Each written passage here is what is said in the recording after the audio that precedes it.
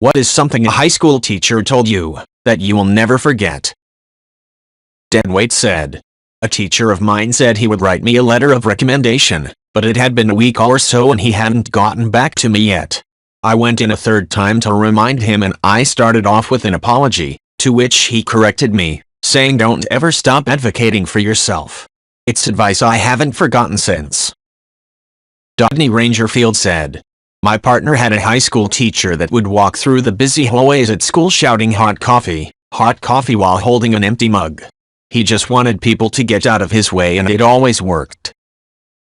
Gambit said, class camp, we're out walking a trail to the next campsite, carrying our lives in our packs. I was not in great physical shape and was well back in the rear. So it's basically just me and one teacher to make sure no one fell too far back. We came to a part where a branch had fallen across the trail. Big enough to be an effort to move it but not so large that it couldn't have been moved by any of the 30+ other students and teachers that had already walked around it. Without even thinking about it, I grabbed the branch and tossed it to the side of the path.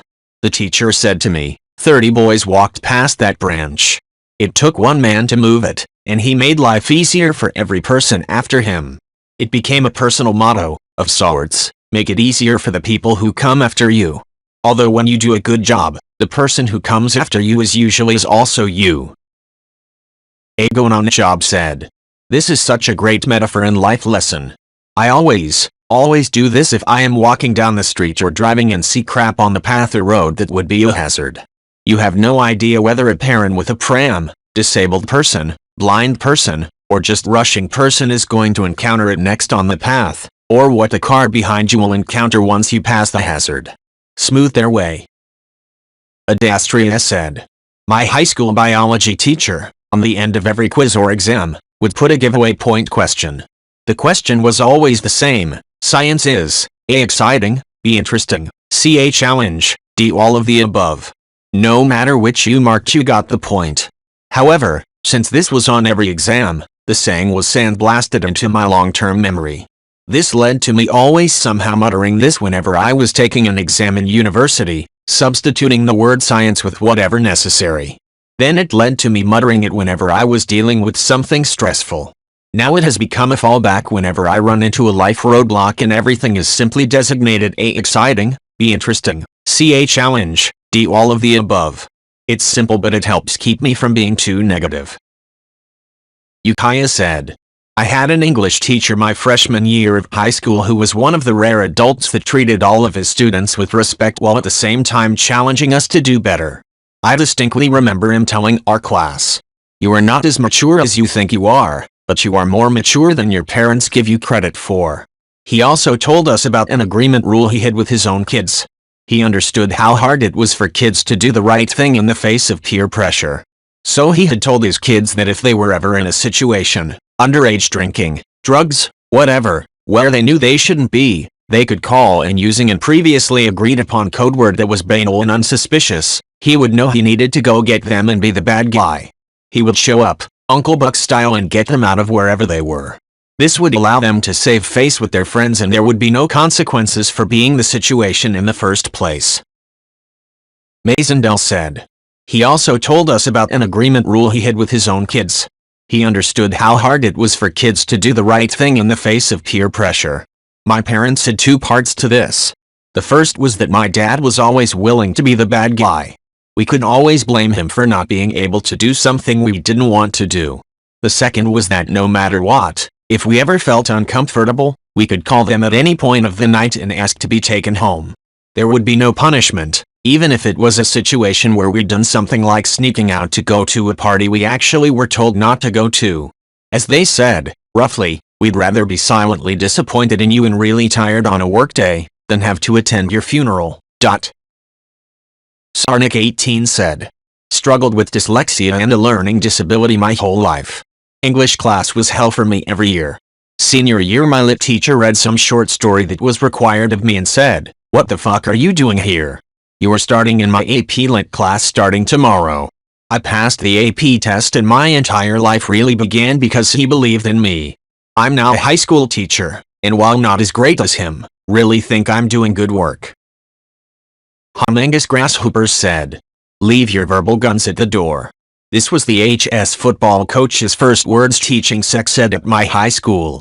He used the metaphor of the old American West where cowboys would leave their guns at the door when they entered a saloon to drink so nobody would get killed in a drunken outburst. He said we'd talk about a lot of topics that might make us feel uncomfortable and tempted to make a joke at someone else's expense to break the tension. He asked us to leave our verbal guns at the door so everyone could feel comfortable asking honest questions. This was back in the late 80s. He was way ahead of his time. Impending Wardrobe said, I'll go ahead and be the only teacher responding to this question. I wasn't there, OBV, but when you set kids up like this it usually works.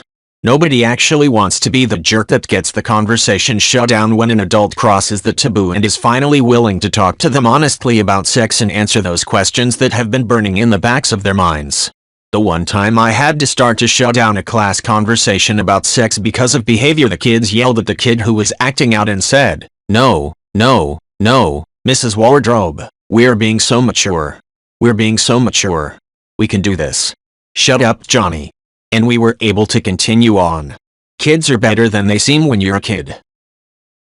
Robert N. Adams said, one of my teachers, who will remain unnamed, told a student by the door to lock it and then proceeded to dismantle all of the bullshit abstinence first sex education that he was required to teach from the curriculum. The TLDR that this teacher gave us was, abstinence really does work, but sex is a normal and fulfilling part of human interaction and, statistically, many, if not most, of you are going to have sexual experiences in high school. If you're gonna do it as safely, because STDs suck. Getting pregnant can fuck up your life at this age. It's better to wait until you're financially stable and set up in life before having kids, but it's not the end of the world if you do. After all, contraceptives fail, it is still a decision you do not want to have to make in high school. This teacher apparently gives this same talk to every class at some point in the year, has been doing it for years, and has never once been sold out by a student. Said teacher is now retired to my knowledge.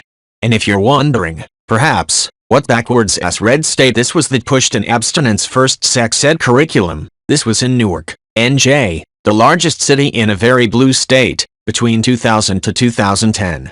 Crappy sex education is a problem everywhere in this country. Make sure you talk to your kids, and do it early. Some of my friends lost their virginity at 11 or 12. Yes, that's young. Don't wait. McB17 said, my English teacher in grade 6 put A and lot on 2 separate pieces of paper and taped them to opposite walls on the classroom. Then she got a student to run from A to lot while yelling with them A gets to other side Lulu to teach us that they were separate and that out is incorrect. I have never forgotten and can still picture it as if it were yesterday. It's been 12 years. Tom's daughter said, in my childhood only one person ever tackled my mother about her abuse of me and my siblings. It was Parents' Day and my bitch of a mother, as usual, turned up to take the credit for my being top of the class again. At one point there was just me, my bitch of a mother, and Mrs. Solms, physics teacher, in the lab. Mrs. Solms quite calmly challenged her, saying MRSXXXXX, why do you treat Tom's daughter the way you do? She's a good girl and doesn't deserve it. To my astonishment, my evil bitch of a mother was speechless. No one had ever confronted her before and she just didn't know where to put herself. It was easy for the other teachers and pupils to make snide, patronizing remarks about this cow to me. A 13-year-old girl isn't in a position to do anything about it, and I'm guessing they were trying to ease their consciences about the fact that they were too cowardly to intervene. But Mrs. Solms has been a role model for me ever since, and an unforgettable example of these people brave enough to tackle a bully in the presence of their victim. To have someone stand by you when you're vulnerable, and make their support for you clear, I can't tell you how that changed my view of other people. Tom's daughter said, bless you for your kind reply. I was too withdrawn to tell the teacher how grateful I was. I try to pay it forward instead, and speak up, intervene when I see children or animals, anyone who is especially vulnerable to cruelty, being threatened or bullied. My mother is dead, I'm happy to say. I remained in contact with her from a safe distance as she grew old and frail, though as nasty as ever. It was important to me not to become vengeful and punishing, though the anger is with me every day. She had no friends and none of my siblings were talking to her. People who push forgiveness at any cost seem to me to misunderstand that refusing to forgive someone who never acknowledges the harm they did doesn't mean you're going to behave as badly as the abuser did. I've never forgiven my mother for the very serious psychiatric and other problems she inflicted. That didn't mean that I had to let her die alone in filth and squalor. Teachers like Mrs. Solms taught me better than that. And Sean said, my favorite teacher in high school, Coach Brininger, once told me that he bought his niece front row tickets to see NSYNC. Apparently, for some reason or another, her mother could not go with her, so instead, he did. He then told me that midway through the concert one of the guys ended up with a hole in the crotch of their pants. This is the direct quote by him. I guess he didn't notice, or maybe he just didn't care.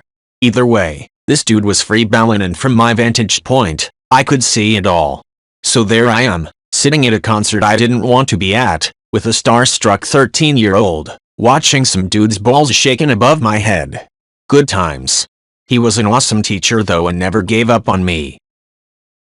Shiny and Dense said, coming up to our final year 12 exams, my maths teacher handed out an article on the most common things people said on their deathbed. She said no one wished they had worked longer hours, that they had spent more time at work than with their loved ones. If we didn't get the grades we wanted, that's okay, because there'll be a back doors to where we wanted to go. Failure is okay. It's only a minor setback. What's important is having a good balance between work, studies, family, friends, and our own hobbies interest. Granddeath 999 said, my music teacher when I spent a large length of time skipping school due to various reasons. She had phoned me after spending hours tracking a way to contact me because she was worried. I'm not phoning to tell you off, I'm phoning to make sure you're okay. You don't have to go to the classes you don't like, your exam is on Wed, and I'm phoning to let you know, no matter what, I know that you'd still be practicing because you're a bright student, and I know you'll go far no matter what you choose to do. Dean Karun said, I faked my way through 4th and 5th grade math. I never understood how to do long division, but managed to hide that from the teachers and answer test questions by reverse multiplication. Basically guess a number and multiply it out and see how close I would get, and keep doing it until I got the answer. My 6th grade math teacher figured out that I was faking, and had no idea how to actually divide anything. She had me come in one afternoon to help with cleaning the erasers. All the kids fought for this privilege, so I was thrilled, sat me down and tutored me until I grasped the concept. Bless you, Mrs. Gillespie. Stormbard said, you would have loved partial quotient division, it's the new math of division. Basically, you do what you did. Pick a number, multiply it, and subtract it from your original number. Then you keep going if you have any remainders. Pick a new number, multiply it by the divisor and subtract it from the divided number. Add up all the numbers you picked and that's your answer. The reason we teach this as an option is because these partial quotients make more math sense than long division. Long division is just an algorithm you follow until you get the number. Partial quotient division builds better numeracy, or that's the theory anyway. Snorlin said, I was a senior and my boyfriend at the time was a junior. I had a part-time job at a restaurant and had formed a little crush on one of my coworkers who was a bit older than me. I knew it was unrealistic, but I couldn't help the way I felt. I confided in my English teacher from the previous year who knew both me and my boyfriend. He said to me, everything that happens up there in your mind palace is harmless, you can think and feel however you want, and as long as you don't act on those feelings you're not doing anything wrong. That really grounded me. My boyfriend and I had one of the happiest, fruitful, and stable relationships I've ever been a part of. Although we broke up when I left for college, we're still good friends. Shortly after this conversation, my work crush evolved into an amazing friendship and he started dating one of our coworkers who became one of my best friends. They're slightly older than me, so I look up to them and joke that they're my parents. They're still the only 3 people I try and see every time I'm in my hometown. Rowdy89 said, I had a friend that was in the same history class as me and she had a huge crush on the teacher. She was also salutatorian of our class and literally voted most likely to succeed. I graduated with barely a 3.0. She and I both had our history teacher sign our yearbooks, and in mine he wrote, I'm going to miss her banter in class. You are a highly intelligent individual. In my friend's yearbook he wrote, keep on truckin'. I never felt particularly competitive with my friend, but that little bit of irony really changed the way I understood how people view intelligence. Hardly Bigwood said, I was having a particularly bad year in high school emotionally and my grades were starting to reflect it, so my dad went in for parent-teacher conference day. When he got to my orchestra director, he bluntly told my dad that I was brilliant. When my dad just kind of shrugged it off, like okay yeah he's a smart kid I guess, the director looked him in the eye and said, no, you don't understand, and proceeded to lecture to him about me. I heard this secondhand from my dad and then talked to my director about it afterwards. His words and his faith in me have stuck with me all my life. I'm now finishing up a PhD in mathematical physics. Rith said, I went to 13 years of Catholic school. My dad was agnostic, but my mom was from a large Catholic family, even though she wasn't particularly devout herself. I was an altar boy, went through the relevant sacraments, earned the Cub Scout and Boy Scout medals for Catholicism, and all that jazz, even though I didn't particularly have strong feelings one way or the other. It's just what everyone I knew did. In order to graduate, every student had to have an exit interview with the school priest to discuss your future as an adult in the church. I walked in for my, and Father T just stared at me for a minute, and then said, Rith, let's be honest and not waste our time. We both know that you weren't really a believer and have no intention of continuing in the faith when you leave. I was shocked. I had never said a word to anyone that would indicate this. I just never really gave it much thought. I pointed out that I'd done all the things that had been expected of me. I was a good kid, didn't drink, didn't fornicate, hell, I didn't even take the Lord's name in vain at that point. I asked him why on earth he would say that about me. He said he just had a hunch, and was he wrong? I thought about, decided he was right, and never looked back. So I have a priest to thank for showing me that not only had I lost my faith, but that I may have never had any to begin with. Sleepy Oasis said, I'm a lesbian, and in my high school ROTC class, I accidentally came out to everyone during class. Long story. It was really awkward, and at the end of class, our drill sergeant teacher asked me to stay for a moment. I stayed, and I was like 2 seconds away from bursting into tears. Thought he was going to say that I was oversharing, or being inappropriate, etc., only to have this teacher tell me what you said today was really brave. If anyone gives you any shit for it, come tell me and I'll take care of it. This guy was a real hard ass, so for someone like him to support me, it meant the world to me. Fruity Odie Thrash said, called me out of English my senior year to chat in the hall just to check on me and how I was doing. I had planned to head to the girls' room after the class with a purse full of pills to kill myself. That one act of being seen changed the entire direction of my life. I'm in my 40s now and run a non-profit that works with our school to provide food, clothes, school supplies, Christmas gifts, prom dresses, testing fees. Pretty much anything a student might lack that takes their focus off being the best them they can be. We work to meet it.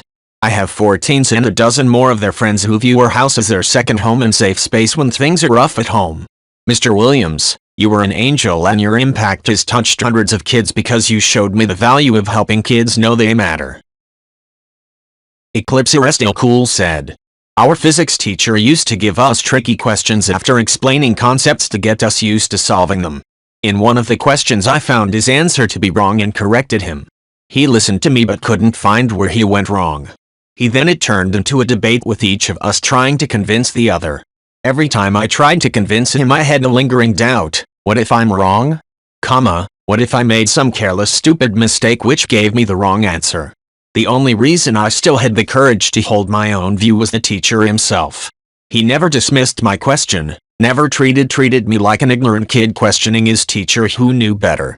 By the end we had run out of time as the class had ended. Most of my classmates were either trying to convince me he was right by quoting his initial explanation verbatim or expecting me to be proven wrong.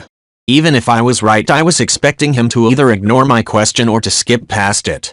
But in the next class he not only told the class I was right, he explained where he went wrong in his initial explanation and turned it into a teaching moment where he showed us that anyone could make mistakes but wisdom lies in fixing them. He later told me that even if I were wrong, what I did was right, that I should never hesitate to question anything or anyone as long as I do it in a respectful and courteous way. That lesson never left me and I just hope that whenever I question something, disagree with someone or I am proven wrong, I can do it with enough grace and humility to make him proud. Team Friendship said, I was on the verge of being expelled from school for writing a crazy Facebook post about why I should be the vice president of the SGA, and my English teacher saw me sitting in the office. He went up to the principal and said, I don't know what Evan's done, but he's one of the brightest kids I've ever taught, and I can speak to his character. Something about seeing an adult defend me helped me realize that just because someone is the boss doesn't mean they're always right. It also felt good to be singled out by someone I respected so much. I worked as hard as I could in that class, and getting that support meant the world to me. I ended up getting out of expulsion, losing a few extracurriculars, and becoming the vice president anyway, so yeah, I'll never forget Mr. Miller. Dan HN 2002 said, You have 10 seconds. My choir teacher told this to us getting ready for a concert. We were practicing a song and we messed up that he yelled at us and told us we had 10 seconds to get everything together. Some people cried. The reason I remember it is he was the nicest person ever. Like, he was very kind, funny, would let us make fun of him and took it well and was a great person, but his anger was terrifying. The thing that kept coming to my mind about the incident was the back summary, The Wise Man's Fear, which is a line in the book. There are 3 things all wise men fear: the sea and storm, a night with no moon, and the anger of a gentle man. The last part is the perfect description of what happened. Bree's girl said that nobody really cares, and that's a good thing. He was a very interesting drama teacher, subbing for the regular teacher for her maternity leave. He was directing a play that he wrote that a few of us were in. In high school, most people are terribly self-conscious and afraid of judgment. Be a good person, but go and make mistakes. Be silly, live your life, and own it. In the end, most people won't remember if you looked stupid for 5 minutes. By teaching us that most things you do are trivial and inconsequential, he coaxed us out of our shells and got us to really act. But it left a big impression on me for my day-to-day life too.